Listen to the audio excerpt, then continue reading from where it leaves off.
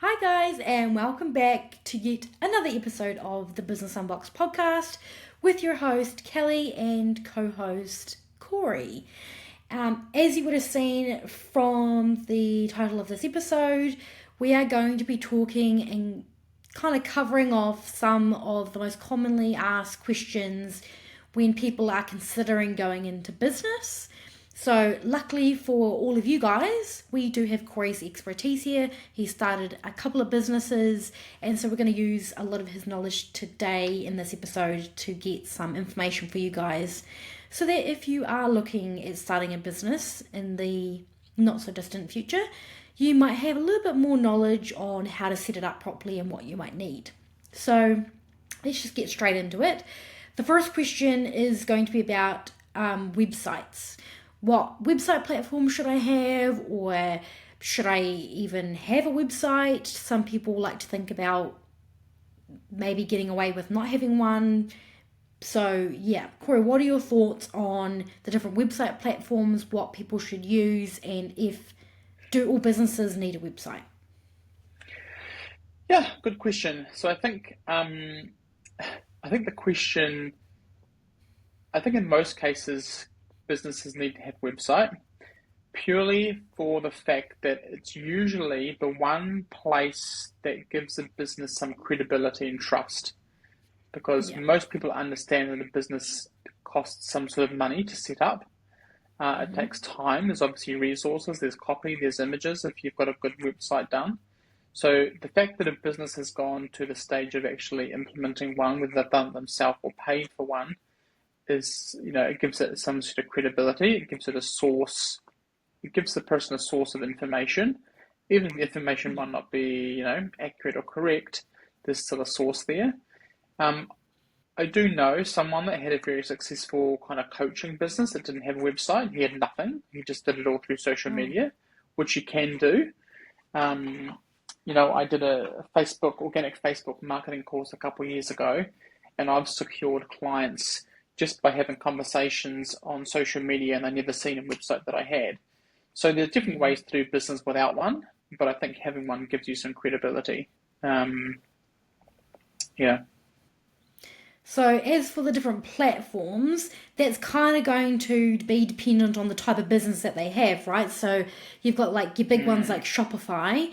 Now, obviously, they're more for your, I'd say, product based businesses, yeah. but you've got Wix and all those other platforms. So, is there a recommendation there on which ones people should use, or is it just dependent on their budget? Yeah, I think there's probably a few different considerations. Obviously, we specialize in e-commerce product-based business. We are a Shopify partner, and so I would usually always recommend Shopify. One, because it's probably the world's or one of the world's best Mm-hmm. e-commerce platforms. I think they still claim to have the highest converting checkout among all checkouts websites in the world. Yeah. Um, and even though some people argue that it might be quite expensive, for the services and features that you get, I think it's pretty good value for money. Yeah. Um, so if you're starting a product-based business, I would always recommend Shopify as your first point. There'll be plenty of other websites out there that probably do something very similar that could be cheaper, but don't always go for the cheapest option. Honestly, it's not. Yeah, don't like your website is um, basically your brand advocate 24/7, right? If you've got a sales team, they work 8 hours a day. Your website's there 24/7 to answer your clients' needs and wants when you're not there.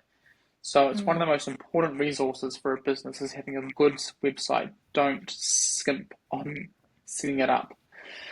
When it Yeah. comes to service-based businesses, there's a whole plethora of different options. You've got website builders like Wix, Squarespace are the two big massive ones. And there's other ones that I've used like Webflow that's kind of primarily set up for designers. There's obviously WordPress, which we have clients on WordPress. And so it really depends on how you want to use them. So platforms like WordPress and Webflow, even though you can have templates, they're kind of set up, well, especially WordPress, they're set up for integrations. So it allows a website or a business to have lots of integrations. So if you've got very complex CRM systems or even product management systems or whatever it might be, it's a bit more flexible with plugins and that kind of thing. It also allows you to design it from scratch. So like the old typical way before we had all these website builders come into play was that you would hire a website designer. They would design the website from scratch and have all the designs there. They'd export those, and then a developer would build the site with those images in there. That still happens, but it's probably becoming less and less common now with website builders. You kind of, like, in Shopify, you don't really build, you just use a theme. And even in WordPress now, you can buy Elementor themes. So if you're a big company and you're turning over hundreds of thousands or millions of dollars, then it probably pays for you to pay someone to build a custom design site for your brand, because your brand is worth a lot of money. You don't really want to have a template. If you're a startup, then you can probably get away with a theme or a template on one of the smaller platforms where it's just drop and drag. It also allows you, whilst you're small and you can't afford to have a team to manage it for you, it allows you to be able to chop and change information on the website, change sections, add features or promotions yourself, which I think is quite important when you're starting out. So, you've got to, when I work with a client, if we're doing service-based, I would usually give them 2 or 3 options and provide some sort of like matrix with pros and cons. I don't really like to, apart from Shopify, I don't really like to push any one service. So I'm like, well, here's the options. Here's Shopify. Here's 1 or 2 other platforms. Here's the pros and cons for each. My recommendation or my preference would be use Shopify because I know the platform very well. If I don't know the platform, that means you're going to have to pay me more money because I'm going to have to figure out things that I don't know. Whereas with Shopify, I know it. It's going to be quicker. It's going to be far more better service. If you have any questions or queries or things that you don't know, I can answer them like that. So it's just a balance. It's a balance of a whole bunch of things. It's a balance of your budget. It's a balance of finding someone to partner with that you can trust, and partly considering their recommendation, also comparing it to others so you know the landscape in which you're working and go, okay, well, I've had 3 recommendations, 1, 2, 3. Go and look at the comparisons and the features between all 3 and then make up your own mind, really.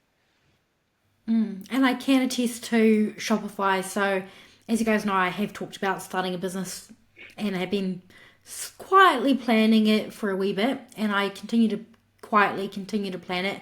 And I have started a Shopify website in the back end. Have I done a lot on it? No.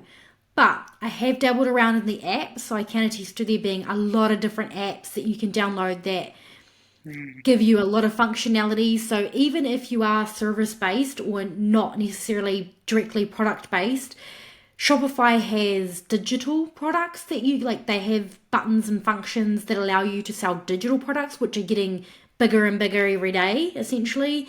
And if you're service-based, you can make the setup still work for a service-based business. And then there's also apps for designing courses, for doing all sorts of cool stuff. So definitely Shopify has got a bit of everything, so you can almost make it work for any business.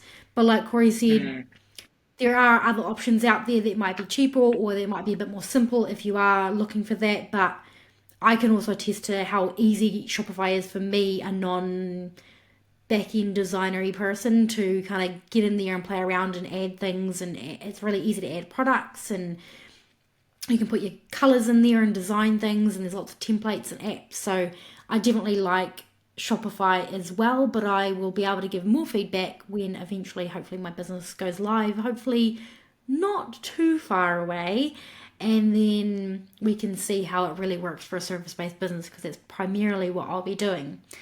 Now, you kind of touched on that, was it social media guy who didn't have a website? So the next kind of question I had was, if you are looking at getting into a new business, or starting a business, how important is having social media platforms on TikTok, Facebook, Instagram? I don't even know if there's more social media platforms out there, but is it important to have, or I mean, you've got to pay somebody to manage it, or you've got to find the time to manage it. So, social media and business, how does that go together, or how important does that play in the success? Yeah. So with social media, I think people end up setting them up, and then they get overwhelmed with what to post and how often to post, and it never really happens. More often than not, that's the case. And so then there's really no point in having it. So if you're going to have social media, whether it be one platform or five, you really need to be able to post consistently on there. Okay, it doesn't mean you have to post every day. In fact, I'd almost recommend you don't post every day, but you need to find some consistency, whether it's once a week, once every 2 weeks, as long as it's consistent and you're posting value-based posts, not just trying to sell services or sell products. That's the first point you need to consider is, can I actually manage and do I have the time to post frequently? Even I struggle with that on my own social media platforms. The second thing is you need to really understand your audience. So the biggest thing I come across when I work with startups, which we work with a lot of, is they have this perception of what they think their market is, and it's just a reverse of what their product is. So they might go, oh, well, we have, I don't know, let's say we have a dog treats, right, that we want to launch. So our customers are people with dogs. And it's like, no, it's not. That's not the case. It is far more complex and bigger than that. You need to work out, what type of dog treats you have, where they're going to be sold, how people are going to find you, because there's a huge range of people that buy dog treats and there's a huge range of dogs. So, are you going to target people with small dogs, people with medium-sized dogs, people with large dogs? Are they going to be some sort of organic, really healthy alternative or like a treat? Are they going, where does the price range sit? Are they going to be kind of a premium product with premium packaging, or are they going to be kind of, cheap and cheerful? That all determines where your market is. And so for product-based business, I think product-based businesses will work better on platforms like Instagram that are typically more visual. Although Instagram is moving to video content, which works for both service and product-based, I think it still probably heavily aligns with product. Facebook, I'm not necessarily a huge fan of brand pages on Facebook, because I kind of feel like we've moved on from there. Having said that, I get lots of value from groups on Facebook. So again, you have to look at, potentially there's a slightly older market on Facebook now. And so you've got to work out, if I have a Facebook page or whatever social media platform, you have to work out how you're going to get followers and how you're going to get attention. And then on the flip side to that, you go, okay, well, what type of audience does Instagram have? What type of audience does Facebook have? What type of audience does TikTok have, for example? So TikTok typically has a younger audience. And so if you have a product or a service that's targeted towards younger consumers, then you probably want to be on that platform and maybe not Facebook. So it's really, you've got to understand your audience and where they are, what other products they buy, and to figure out what platform you want to start with. I'd probably suggest starting with one and getting it up and running and doing something with it, rather than going across the whole board. It's a lot of good information. Before we move on to the next question, I did want to add in my little 2 cents, which is, you kind of mentioned about when you're posting, not just post products, and to post like some more organic content. And I have mentioned on the podcast previously, I think like last season, I don't know how many times I mentioned it, but people are shopping differently. They're picking who they want to buy from differently. So we're seeing the trend change from, oh, like, I want to see this because I've seen that product advertised to me, as opposed to now newer generations actually want to connect with the businesses that they're buying stuff from. So when they're looking at social media or scrolling on TikTok or wherever they are, they don't want to be just given a picture of your product and being like, buy this, we've got this product. They want to see the behind the scenes. They want to engage with the people behind the business. And so it's Yeah. really important what Corey mentioned, and to pay attention to that is don't just schedule 3 posts a week or 1 post a week being like, oh, this is our new product. Like, try and engage with them on a personal level, which is where some of those other platforms might be more handy than like a faceless Facebook page, which we are seeing a little bit less of. So anyway, let's move into the next question, because you mentioned a number of times knowing your audience, knowing your target. So it's kind of a nice actually segue into my next question, which was, how do you know what your target audience is, or what your unique proposition, like value proposition is to customers? Like, how do you know you set yourself apart and then target those people from your brand? Like, how do you do that, and how do you know who those people are? So it's one of the most important things when you're starting a brand or a business is to know those things. Lots of people don't, and they go in just thinking that they know, and then they go and, they might spend money on designers or whatever, and then the designer's just creating a design, but there's no backbone to it. There's no like, we've chosen this font or the colors because it appeals to this type of market, or it evokes this emotion or feeling. So you need to do research, a lot of research. You need to understand the industry that you're going into and the market. One of the key bits of information I got off Instagram, actually, which I've always remembered, can't remember the exact kind of quote, but it's essentially that you want to create a product for a market rather than find a market for your product. So what that means is, don't go and just create something because you want to create it because it's a cool item to create, or because you can buy them from overseas, and then try and find people to buy it, right? Find a market that has a need that's missing, and then create a product or find a product for it. That's quite good. And so you've just got to do research, the market, research any businesses or competitors that are closely aligned with similar services or products. Understand what they do, how they do it, what they say, how they talk, what they look like, to figure out what they could be missing. Typically, when a customer comes to me and I do this work for them, I usually have a bit of a matrix, and I have strengths, weaknesses, and differentiators.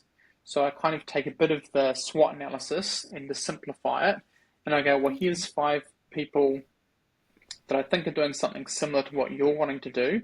Here's where I see their strengths as compared to each other. Here's where I see their weaknesses as compared to each other. And here's where I see that they are different compared to each other. And here's where I think we could be different to all of them. And then with that, then that kind of builds a foundation around what the vision of the business or the brand is, the mission, the personality, the values, and then that all filters down into the design. Okay, wow. Yeah, so there's a lot more to it than just starting a business or thinking of an idea and going out and making it and trying to sell it. I do like the idea of finding the market and then creating the product to solve or help that people, instead of just creating something and then going out there and hoping that those people might find it, if those people even exist. Because we do know that a lot of businesses go out out of business because they literally create a business or create a product that they think is going to work, and then there's nobody to buy it. So I do quite like that idea. If it's too easy, or if it seems too easy, then there's probably something wrong, I would say. Right. There's only very small occasions where you find a product and it seems so easy to buy it in, it's super cheap, you can sell it for a premium price, there's a huge market for it. It's usually not the case. So if it seems too easy, then it would raise red flags. Okay. So into my next question, we've touched on websites, we've touched on maybe getting somebody like you to do some branding work or to help people, or doing research, that kind of thing, setting up social media and marketing. So what cost should I expect when I'm starting up a business, and what methods can I use to fund those costs essentially? That's a big question. Costs, costs depend on a lot of different variants. Depends on the type of business Mm-hmm. you're going into, what you need for it. Obviously, going into service-based versus product-based is very, very different. Usually, a product-based business, unless you've got some sort of drop shipping model, you need to have some sort of upfront cost. Um, because usually most people would buy in a product and then sell it. You probably could be very strategic and smart and have long payment periods with your manufacturer. So you could potentially Mm-hmm. go, well, we'll buy off you with 20th of the month following terms, and then you can potentially launch and try and get some money in before that term's up if you want to be smart about it. But usually Mm-hmm. there's some sort of, outlay. Um, Obviously, there's a whole bunch of design services in my industry. So clients come and they want me to develop a brand, to design their packaging, to build their website, to do some marketing, to pay for ads, whatever it might be. There's a whole range of services there that need to be funded unless you're doing that all yourself. Uh, After Kelly and I will probably have an episode later on where we talk about a business that we started that ended up failing, if Mm-hmm. that's the right word. Um, Yeah. where was I going to go with that? So from that lesson, and when I started Phoenix Rogue, which was a service-based business, and our other business was a product-based business, I started Phoenix Rogue and I basically bootstrapped it, which pretty much means that you fund it yourself, and there's no loans or anything. You put whatever money you have to in the beginning, and then you have to self-fund. So the business has to pay for itself as it grows. That's what I would try and recommend to most people is to bootstrap it. So try and save up money, sell some stuff to fund your first lot of items uh, instead of having to get a loan because it's just loans are really it's just a risk. It's a risk to get a Mm. loan and then try and start something. Um, and of course, there's lots of different funding avenues depending on the country that you're in. There's probably some sort of schemes. There might be government schemes or funding to help start up businesses, grants you can apply for, different Mm-hmm. groups and organisations. We've got a couple in New Zealand that we work with that help fund businesses or educate them. So you just want to look at different avenues and work out what you actually need to pay for, what is actually a necessity, and what's Mm-hmm. not, and just try and start with the smallest amount of expenses and get it self-funding itself. Um, would be my recommendation. Okay, cool. And you kind of touched on, oh, what was it? I can't remember now. ADHD. Um, you did say something and it triggered me, but my next question, and it'll be my last question, is the structure of a business. So I think you mentioned Mm-hmm. maybe something about a company or setting up some sort of fees or something, and it kind of triggered, yeah, me thinking, well, you've got your sole trader partnership, I guess, if you've got a couple of people that want to go into it together, and then you've got your company structure. And so when starting a business, is there any tips you could give on the different types? I mean, there for people who are thinking of starting it, there are a number of quizzes you can do online. There you answer a few Yeah. different questions and it'll give you the best type. But for those of you who are listening now that kind of want like a bit of an overview between being a sole trader, going into partnership, or having a company structure, how do you define those three and what kind of do you recommend? Uh, Obviously, this applies to New Zealand. I assume there's very, very similar structures in other countries, but in New Zealand, Mm-hmm. there's kind of two primary structures that most people fall into. It's either sole trader or a company. There are some Mm-hmm. ones outside that. You can be a partnership, which essentially is two sole traders. Um, but so we'll just focus on the two main ones, which is sole trader and a limited liability company. So the way to think of these are in terms of entities, right? So with a limited liability company, you are creating a separate legal entity to yourself. So that legal entity is a business, and it owns the business assets it's a separate legal entity. So the business transacts, all the accounts and things belong to the business. It's under the business. You have shareholdings, which is basically classed as the ownership. So you can have one shareholder, or you can have thousands or millions of shareholders, and they own the business. And then you have a director, which is responsible for basically running the business. They're the person that's legally responsible for doing for running it and doing things that are in the best interest of the company. So they have legal responsibilities to do certain things. A director and shareholder don't need to be one or the other. They don't need to be the same. You can have just a director or just a shareholder. And they are separate to the business. So, for example, worst case scenario, there's like a lawsuit, for example. It's called a limited liability company because it most of the things that happen are limited to the company. So it kind of stops there. If we flip over to sole trader, and also I should mention, there's certain rules with a limited liability company in terms of filing reports and keeping records. There's a little bit more work, I guess, involved with it. With a sole trader, you are the entity. So when I mentioned, so for example, my business, Phoenix Row, that's a limited liability company, and itself is a separate entity to me. We are two different things. With a sole trader, you are the entity. You are one of the same thing. So if Phoenix Road was a sole trader, it and I are the same thing. So the money is jointly ours. We jointly pay tax. We jointly pay for everything. Yeah. And if something was to happen, I am legally responsible for what happened. It is not limited to the name, because the name and me are one of the same. Whereas with the business, it's limited to the business to a certain degree. And that's something that, now I remember what I was thinking about before, is we do have to be careful so you talked about loans and getting loans when starting a business or trying to bootstrap it and pay for it yourself. Yeah. If you are looking at going into a company and getting a loan, there may be terms in that loan agreement if you want to start a business and you think that because it's a limited company that the loan might be fully responsible for the company and then they can't take you for it if something was to happen.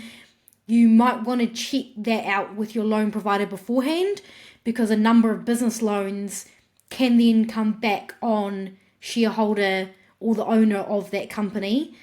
So just don't think that you can get away with putting a big loan and getting into a bunch of debt and then going into that company structure and trying to abuse the company structure, because quite often they're not. If there's a loan there, you'll have to, a person or people like directors or shareholders will have to sign off on that so that they will be personally liable if something happens. So don't think that you can just get away with it. Yeah, most loan providers will ask for a personal guarantee. So if you have a business credit card, a business loan, if you have a car on a hire purchase through a business, usually you have to sign a personal guarantee. So what that means is if the business cannot pay for it, that company has the right to come after you personally for the money. Exactly. So while it's limited, it's not fully all on the company. You can't get away with putting everything in a company and then nothing can come back on you at all. Definitely read all T's and C's and make sure you're talking to anybody when it comes to your company related stuff, because quite often they will ask that personal guarantee and then you will be personally liable if something were to happen, even though it's under a different structure. Yeah, and one of the things is when you're a director, you have to do, there's a bunch of rules that you have to follow legally in New Zealand anyway, and I'm sure it applies in most countries. And one of the key points is that you are responsible for putting the company's interests first.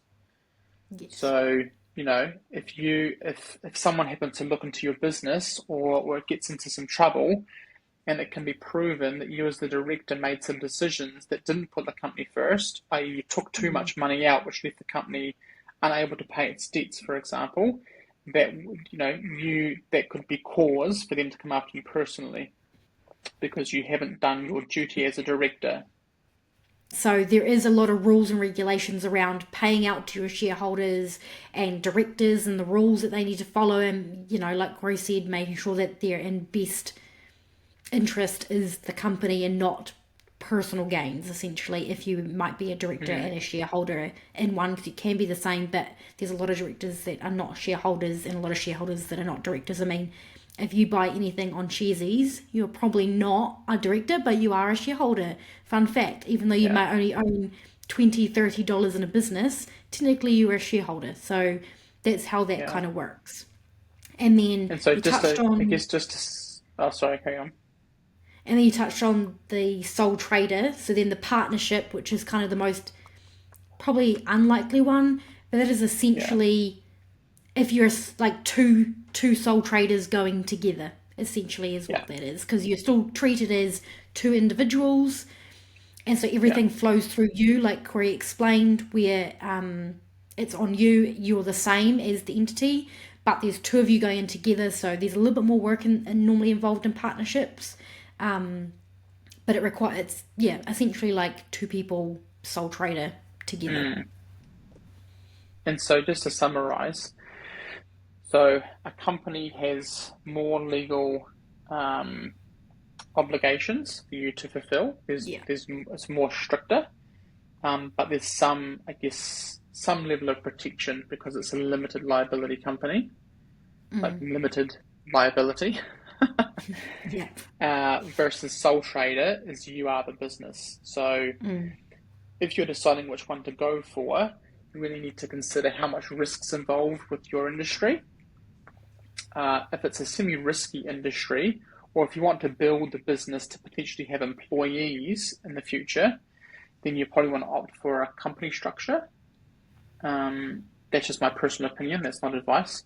If it's just yourself and it's you can get some insurance to cover you, or it's not so risky, and you just plan on working for yourself and doing some stuff here and there, or if you happen to be like a freelancer, a lot of freelancers just as a sole trader, then that might be the right option. But we've got in New Zealand, we have the company's office, which has lots of resources and information, and I'm sure in most countries you'll have something similar where you can ask for some advice around what structure is correct. Yeah, no, that's right. There is a lot of different quizzes and official websites that you should be able to find no matter what country you are listening from that can give you the advice on which one is best. Or if you know an accountant that's in that space, I'm not that type of an accountant. So there's lots of different types. I'm more of that system side and I've done the management stuff. But there are plenty of accountants out there that you can go to. You might be able to even get a free consult for 20 or 30 minutes where you can ask them like, hey, I'm looking at starting a business. You can give them what you know you're going to plan to do with your business, and they can also help you give that advice as well, because there are a lot of accountants out there who specialize in that kind of thing. There's also tax benefits and different types of structures when it comes to that, because obviously sole trader, you're treated as an individual for your tax, so it's all goes onto your personal tax and you've got to file personal tax for it. Companies obviously different. You've got company tax, GST, you can do on both, but there's just talk to an accountant, go online and do some research into the different types, because there's a lot more information. We've just briefly touched on those. Just very touched on the subject. So definitely go away, do your own research, but those are the different types at a high level. So go away and see which one suits you, talk to professionals, and make sure that you set it up right from the start. You can change, and if you set yourself up as a company, you can go back to a sole trader if you find that you're trying to wind it down or it's not working the way, or you change the function of the company. You can go to a sole trader, and same, you can, if you started as a sole trader, you can make your way to being a company, but trying to set it up right for your intentions of the business at the start, I think, is more helpful than having to then try and swap it over, considering a company is a separate legal entity than yourself. There'd be a bit of work to kind of move between the two. So there you go. That was kind of all of my questions. So thank you for your knowledge on this episode. It's definitely been helpful, and I hope that everybody listening has definitely gotten a lot of information if they're planning on starting a business soon. And hopefully we've answered a few of those main questions. So I hope you guys have all enjoyed this episode. And again, we will catch you in the next one. So see ya. See ya.